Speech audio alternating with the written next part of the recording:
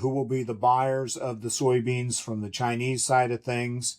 Thanks for joining me on the CommStock channel. I'm Senior Analyst Brian Grete. I want to talk about the U.S.-China trade deal. We got one in the wee early hours of October 30th. President Trump emerged from a meeting with Chinese leader Xi Jinping and proclaimed that they were going to buy massive amounts of U.S. soybeans, sorghum, and other ag products.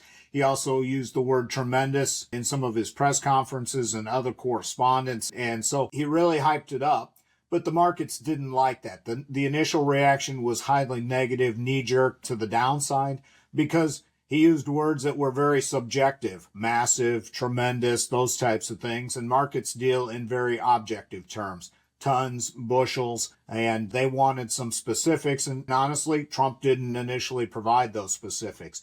We later did get those specifics from U.S. Secretary Scott Bessent, and he told us that China has agreed to purchase 12 million metric tons of U.S. soybeans up front through the January timeframe, and then another 25 million metric tons annually for the next 3 years. And so that gave us some specifics, and the market reacted in a bullish sense to that. So it came well off the sharp losses that it was posting in the early morning hours, and then at the end of the overnight session had swung to strong gains. And then we saw price action within that very wide 44-cent price span on the January soybean chart throughout the rest of the day as the market tried to digest more of what it actually was hearing and seeing and knew and didn't know. And so there's still a lot of unknowns that we have to sort through. As you can see here, this is President Trump's Truth Social post proclaiming that the massive amounts of soybeans and sorghum and other ag goods that would be purchased by China. And then I mentioned Scott Bessent mentioning the volumes later on, the 12 million tons and the 25 million tons annually for the next 3 years. And I want to put a little bit of perspective on that. From 2015 through 2024, so that 10-year window, China averaged 27.1 million metric tons of U.S. soybean purchases per year.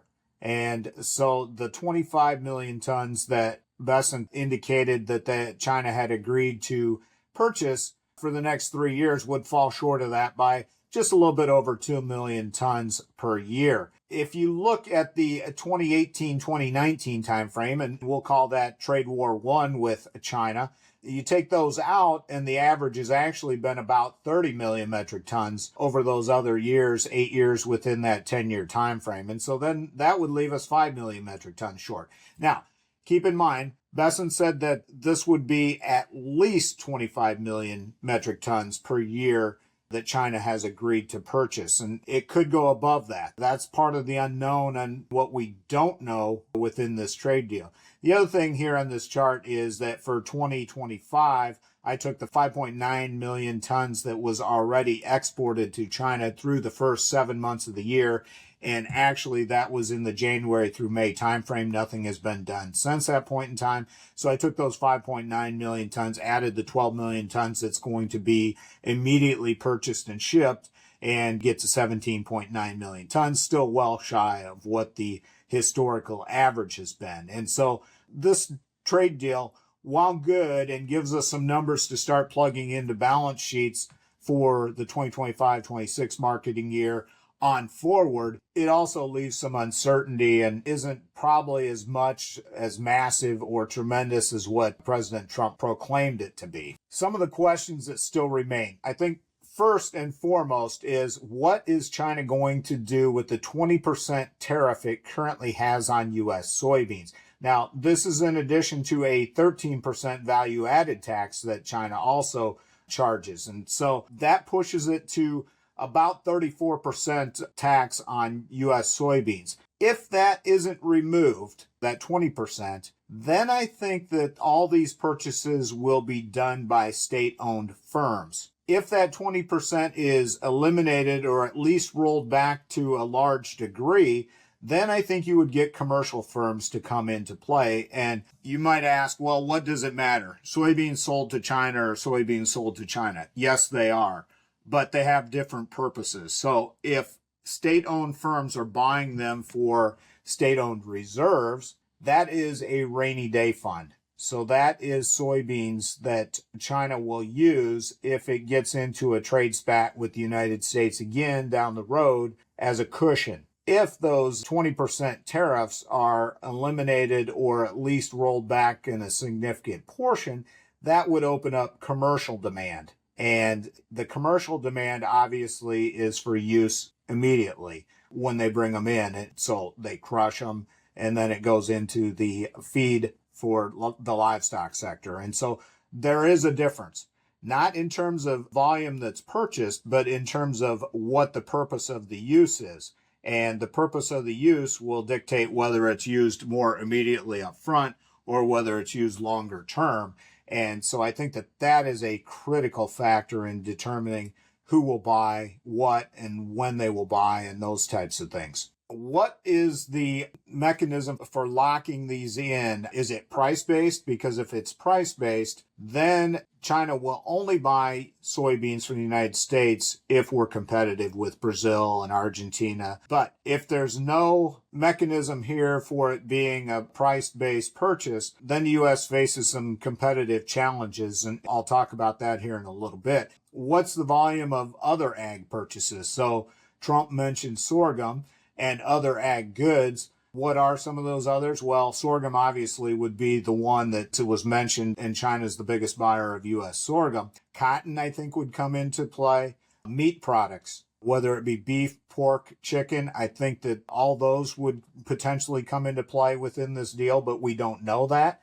Corn and wheat from the United States, China probably isn't going to make many, if any, purchases of those unless it was mandated within the deal. And so that's where some of the specifics come into play. But I would expect that it'll be soybeans primarily, some sorghum, some cotton, maybe some meat products, and probably no corn and wheat. What is the mechanism that China will be held to in terms of enforcement? So with the Phase 1 agreement during the Trade War 1 with China, if you remember, they made big purchases immediately after the Phase 1 deal was done. And then they kind of phased out, no pun intended. And then they became 100% market driven. So what's the mechanism here to hold China accountable to the levels that they apparently agreed to, that 12 million tons immediately of soybeans and then 25 million metric tons that annually the next 3 years? And so I think that the enforcement mechanism is critical in all this. The other thing is while soybeans and sorghum and the other commodities are a big deal for agriculture, obviously, they pale probably in comparison to what rare earth metals mean from the grand scheme of things. And so what happens if that breaks down? So China agreed to roll back for 1 year restrictions on rare earth metal exports. Well, what if they don't adhere to that and there's a snag? What does that do to the ag portion of this agreement? So that one would be another critical factor. And then finally, this is all based on the U.S. side of things, but the government shutdown means that we won't know. We won't know daily sales because USDA isn't reporting them during the government shutdown. We won't know weekly export sales until the government reopens. And so there is a window in here, as long as the government shutdown lasts, that we'll have to turn to private sources and kind of piece together any purchases from China on a near-term perspective. And so that does leave a level of uncertainty unto itself as we move forward. I mentioned the price competitiveness and that component being key to the deal. These prices are export prices from Brazil, the United States, and Argentina as of October 29th. So the day before the deal was done. And as you can see, U.S. prices were cheaper than Brazilian soybeans at that point in time, but U.S. prices were climbing. Brazilian prices had kind of leveled out and even rolled over just a little bit. These don't take into account those extra 20% tariffs that I talked about that China has in place. So if you add those on top of it, the U.S. soybeans would actually be more expensive than Brazilian supplies. And that's why I say that is a critical factor, not only for who does the purchasing within China, but also the competitiveness on the U.S. side of things, and very critical to everything that's said and done. On the price action side of things, I'll start off initially with front month soybean futures and show you that. Big gap there left on October 27th. So that's kind of when we started to get indications that there was going to be some Chinese purchases and that a trade deal looked like it was going to get done. The soybean market gapped sharply higher that day and established this wide short-term trading range. As you can see here, that gap remains open. On the January soybean chart, and that's the most actively traded month currently, we got within 1/4 cent in the overnight trade of entering that gap from October 27th, and then the market rebounded from there. And as you can see here, there was a 44-cent trading range during the trading session, which included the overnight and daytime trade for October 30th. And so that chart gap is critical. If it is filled, then we will see buyers flee the market. We may see a fresh round of selling come into the marketplace. And so bulls must defend that chart gap that we have in place there. A lot of things going on, a lot of volatility in this marketplace, obviously, as you can see by the big price bars that we've seen here recently within soybean futures. So as the market sorts through everything, the things that we know, China's going to buy 12 million tons for immediate delivery. China's agreed to buy 25 million metric tons of U.S. soybeans for the next 3 years annually. And so we know those things, or we think we know those things. That's what U.S. officials have told us. What we don't know is what China's going to do with its export tax or export tariff, who will be the buyers of the soybeans from the Chinese side of things, and is it based on U.S. being price competitive, or is this a free market situation? And those are all critical in terms of this price discovery process that is ongoing in the soybean market, and it will continue to be ongoing as we move forward. For the CommStock channel, I'm analyst Brian Grete. Futures trading involves risk. The risk of loss in trading futures and/or options is substantial, and each investor and/or trader must consider whether this is a suitable investment. Past performance is not indicative of future results.